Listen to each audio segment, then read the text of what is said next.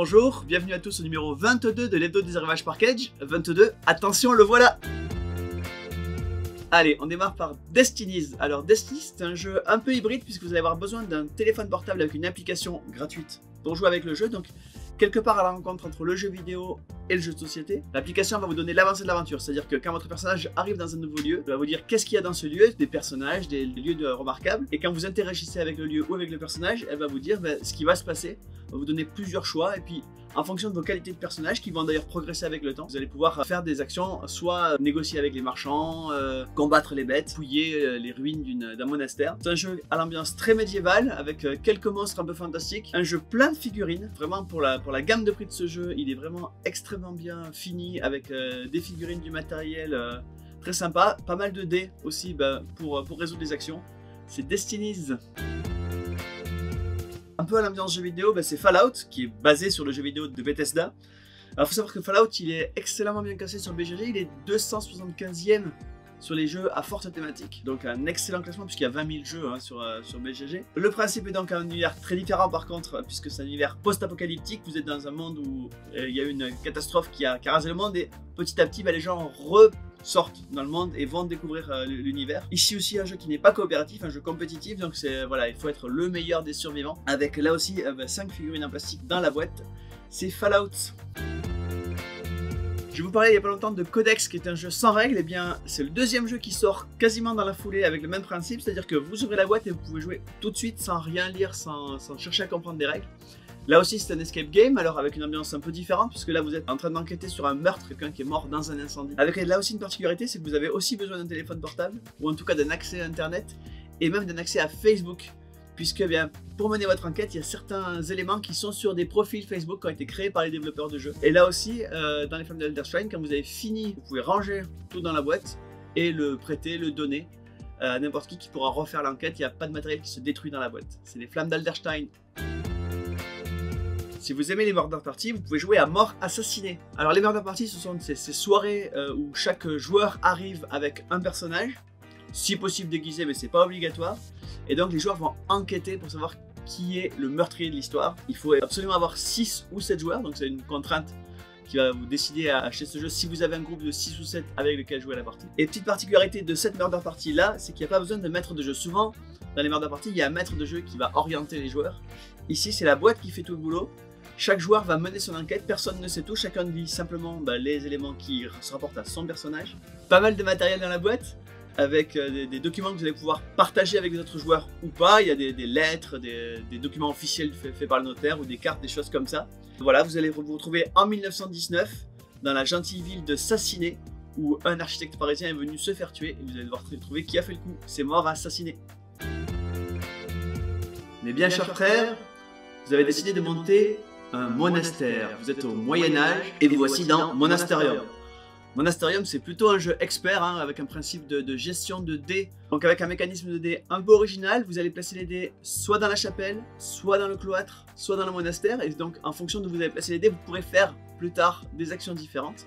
Le principe, c'est que le jeu se joue en 3 ans. À chaque année, il y aura un nombre de tours égal au nombre de joueurs, puisque chaque joueur doit commencer le même nombre de fois. Et au bout des 3 ans, c'est celui qui a le plus beau monastère qui remporte la partie. C'est Monasterium. Et bien ici, avec Dream Quest, nous sommes dans un livre-jeu, avec une expérience très particulière, puisque c'est un livre qui est conçu pour être lu à 2. Alors il y a donc 2 joueurs, un qui joue le rôle de protecteur, c'est plutôt un parent, c'est quelqu'un qui sait lire, en tout cas, donc soit un enfant plus grand, soit un parent. Et puis un joueur qui va jouer le rôle du rêveur, donc plutôt un enfant plus jeune, à partir de 6 ans sans aucun souci.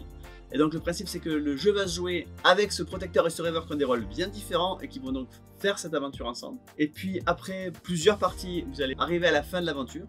Et si l'aventure vous plaît, vous avez inclus dans la boîte le lien pour pouvoir fabriquer votre histoire sur un livre virtuel. Elixir fait également des livres physiques, donc vous allez pouvoir imprimer un livre réel de l'histoire telle que vous l'avez vécue. Donc c'est Dream Quest, un jeu pour avoir un vrai moment de convivialité entre un parent et un enfant, ou entre un plus grand enfant et un plus jeune enfant. Dream Quest. Il vient d'être sur la liste des jeux recommandés au Kinderspiel des Jahres. Le Kinderspiel des Jahres, c'est la liste des jeux pour enfants qui sont sortis cette année en Allemagne. Il arrive en France, là c'est Sweep Ship. Alors Sweep Ship, c'est une introduction vraiment pour les plus jeunes à partir de 5 ans au jeu de draft. Le principe, c'est donc, on va chacun avoir 3 cartes, on en passe une à son voisin de droite, une à son voisin de gauche, et on en garde une pour soi. Et ensuite, il faut avoir le plus de moutons possible. Sauf qu'on va pouvoir attaquer le camarade avec des loups qui vont pouvoir attaquer les moutons ou défendre ces moutons avec des chiens. Donc vraiment une mécanique à la fois un peu offensive mais à la fois qui permet de pas trop être frustré si on garde les chiens. C'est vraiment le draft pour les plus jeunes. Sweep Ship. Dis-moi, c'est pas à proprement parler un jeu puisqu'il n'y a pas de points, il n'y a pas de vainqueur, il n'y a pas de perdant, c'est même pas coopératif où on peut perdre. Dis-moi, c'est vraiment l'occasion de discuter avec ses amis ou dans son couple. L'idée, ce sont 144 questions qui permettent de susciter des conversations. On va demander à ses amis, si je devais être le héros d'un film, quel serait le film? Et voilà, on va commencer à discuter là-dessus. Vraiment, c'est du jeu feel good, très inclusif, histoire de passer une soirée à discuter et à imaginer des choses. Dis-moi en deux modes, dis-moi pour les amis et dis-moi pour les couples. Je vous parlais la semaine dernière du docteur Rainer Knizia. Et il nous a encore ramené un jeu, c'est Hit, un petit jeu de cartes tout à fait thématisé western, donc avec des indiens, des ladies du saloon et des cowboys. Et le principe, c'est un jeu vraiment de stop ou encore où vous allez tourner des cartes pour essayer d'en ramasser un maximum, sauf que si vous allez un petit peu trop dans la recherche, vous perdez tout. C'est Hit, un petit jeu facilement transportable de Rainer Knizia.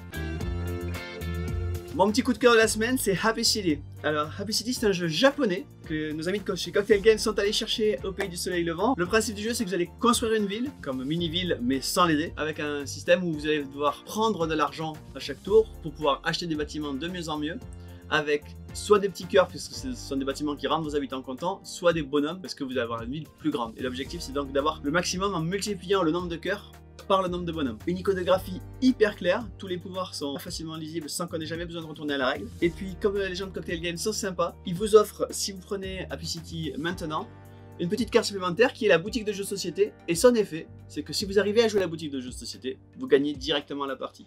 C'est Happy City. Nouvelle gamme de jeux qui arrive en France, c'est Something Wild. Alors Something Wild, c'est un jeu dans lequel figure un paquet de cartes et une pop. Le principe du jeu, c'est que vous allez devoir faire des combinaisons et quand vous réussissez une combinaison, vous avez le droit de prendre la pop devant vous et ça vous donne le droit d'activer vos pouvoirs spéciaux. Donc dans chaque boîte, il y a des pouvoirs spéciaux différents avec des personnages différents et des thèmes différents. Et du coup, vous pouvez combiner les boîtes entre elles pour avoir plus de variété dans les pouvoirs.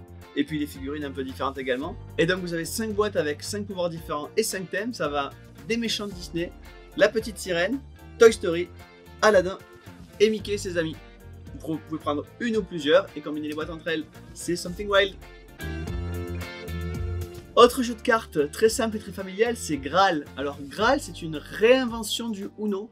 Donc c'est vraiment un jeu de défausse où on va jouer les cartes les unes après les autres à condition qu'elles aient soit le même symbole, soit la même couleur que la précédente. Il y a quelques petits twists par rapport au Uno. C'est d'abord qu'on a complètement éliminé les chiffres, donc c'est vraiment purement des symboles pour que les plus jeunes puissent y jouer. Et évidemment, toutes les cartes spéciales ont été thématisées avec la quête du Graal, donc vous avez Excalibur, vous avez les tours de Merlin, vous avez plein de choses de ce type-là, le bouclier de Lancelot. Des règles légèrement différentes à la fin de la partie. Soit vous avez les 3 premières manches où vous pouvez gagner la partie en mettant le Graal en tant que dernière carte, et là vous gagnez immédiatement. Si vous n'arrivez pas à faire ça, mais que vous finissez quand même votre main, et vous avez gagné un pouvoir spécial qui va s'appliquer sur les manches suivantes. Et si personne n'a gagné à la 4e manche, alors à ce moment-là, il y a une manche de mort subite qui se met en place, ou simplement, si vous terminez votre main, vous n'avez pas gagné, mais vous prenez la main d'un autre joueur qui lui est éliminé. Au fur et à mesure, les joueurs sont éliminés jusqu'à ce qu'il n'en reste qu'un. C'est Graal. Pokéroll, alors Pokéroll, c'est un jeu qui va faire lancer des dés. Il a cette particularité que certains des dés sont cachés et connus de vous seuls et d'autres sont publics et connus de tous. C'est un roll and write, donc le principe c'est que vous allez devoir faire des combinaisons, mais évidemment vous allez devoir jouer les combinaisons que vous pensez, donc en prenant certains risques, mais en même temps garder une espèce de poker face pour pas montrer aux autres que vous êtes serein et que la combinaison en fait vous l'avez déjà, de toute façon ce qui ne se servent pas de vos dés pour faire leur combinaison à eux. C'est Pokéroll. Spartacus, c'est une réédition d'un jeu qui était sorti en 2013, et là voilà la 2e édition réaméliorée. Le principe de Spartacus, c'est que vous jouez le rôle d'un gestionnaire d'une troupe de gladiateurs qui va devoir évidemment remporter un maximum de combats. Et donc il y a 3 phases dans ce jeu. Il y a une première phase où vous allez pouvoir faire des complots pour essayer d'embêter vos adversaires. Puis il y a une phase d'enchère pour recruter des nouveaux gladiateurs, de nouvelles recrues plus puissantes que les précédentes. Et puis il y a une phase de combat où vous allez combattre à proprement parler. Un jeu qui est quand même relativement expert, relativement long, entre 2 et 3 heures de jeu. Pour ceux qui aiment les gladiateurs, Spartacus. Maharaja, c'est un jeu qui est sorti en 2004, qui a été immédiatement nommé au Spiel des Jahres. C'est un jeu du duo Kramer-Kissling dont je vous parlais il y a quelques semaines. Un jeu qui est dans le top 500 de BGG, donc un excellent jeu qui est un de mes coups de cœur perso. C'est un jeu de programmation, vous allez envoyer des émissaires construire des statues dans les différentes villes d'Inde. Il ressort en version Kickstarter, on a quelques exemplaires donc n'hésitez pas à vous ruer dessus. Un mode solo qui a été rajouté, qui a été designé par David Turczi et Simone Luciani, donc avec quelques bonus en prime parce que c'est la version Kickstarter. C'est Maharaja. Nancy Larkin, alors Nancy Larkin c'est un jeu de Martin Wallace, très connu pour les jeux experts. Il a fait notamment tous les Brass, les Age of Steam, Discworld, Team Via Nebula, Australia et Rocketman qui va sortir tout bientôt. Un auteur qui a fait pas mal de jeux experts, notamment donc il a fait Discworld qui est un jeu qui a eu son succès puisqu'il est dans le monde de Terry Pratchett, hein, du Discworld. Et puis ce jeu a été rethématisé Nancy Larkin, c'était une assez grosse boîte avec pas mal de figurines dedans. Et puis là il ressort Nancy Larkin qui est le même jeu que Discworld mais dans un univers plus Londres du 19e siècle avec une atmosphère proche des livres de Conan Doyle ou de Charles Dickens. Là, une version plus resserrée avec, à la place des figurines, on a des petits standees de couleurs pour les familles qui veulent se plonger dans ce jeu à l'ambiance très Londres 1950. C'est Nancy Larkin.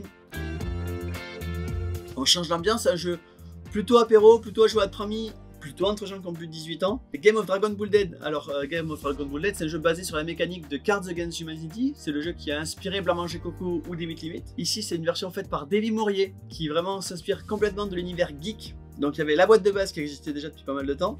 Une première extension grosse baguette réservée aux sorciers. Et puis là, ce qui arrive cette semaine, c'est Bullburn, l'extension réservée aux super-héros et globalement à tous ceux qui portent des collants. Donc, l'extension se combine sans problème soit avec la boîte de base et la première, soit avec simplement la boîte de base. Et nous, comme d'habitude, on vous fait un PK Pack à prix promotionnel. La semaine dernière, je vous présentais Zombicide, la seconde édition, et peut-être certains d'entre vous ont déjà la première édition et veulent juste remettre à niveau leur première édition. Et bien, c'est exactement ce à quoi sert ce pack, puisque vous allez pouvoir avoir 135 cartes qui vont permettre de passer de la première à la deuxième édition sans aucun problème. Zombie et compagnon, le kit de mise à niveau. Vous connaissez sûrement déjà Azul. Azul, c'est un jeu très familial qui avait un succès énorme qui s'est décliné en 3 tomes. Ici, c'est une extension pour le 3e des tomes qui s'appelle Pavillon d'été. Elle contient 3 choses. Elle contient d'abord des nouveaux pions. Elle contient également un plateau légèrement en 3D qui va vous permettre de pouvoir faire légèrement bouger la table sans mettre tous les pions à l'envers. Et également une nouvelle façon de scorer des points avec un plateau légèrement différent. C'est donc Pavillon étincelant et l'extension pour Azul Pavillon d'été.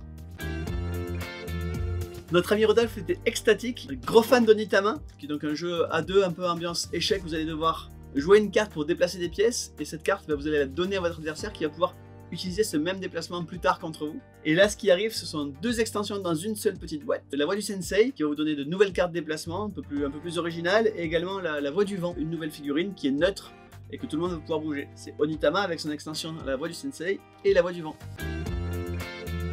Et voilà la dernière boîte que je vous montre. Malheureusement, je ne suis pas en capacité de vous la vendre tout de suite parce qu'on n'en avait pas beaucoup et qu'on a déjà tout vendu le temps qu'on les mette en ligne. C'était vraiment très attendu. C'est Pearlbrook, une extension pour Everdell, ce jeu hyper mignon de combos et de poses d'ouvriers. Hyper mignon dans ses cartes, mais peut-être parfois un peu vache dans sa façon de jouer. Ici, Pearlbrook vous ajoute une rivière avec une nouvelle ressource, des perles, 2 nouveaux bonhommes, les grenouilles. Et également une nouvelle tribu. Ça sert à rien, mais c'est joli, les loutres. C'est Everdell Pearlbrook qui reviendra sûrement un jour, mais pas tout de suite. Et bien voilà, le numéro 22 de l'Hebdo de Xerios Package, il est terminé. Il était sûrement un petit peu long, d'ailleurs je vois Alain derrière la caméra qui est en train de pleurer quand il voit tout ce qu'il va devoir faire pour faire cette vidéo pour vous. Et moi je vous dis à la semaine prochaine.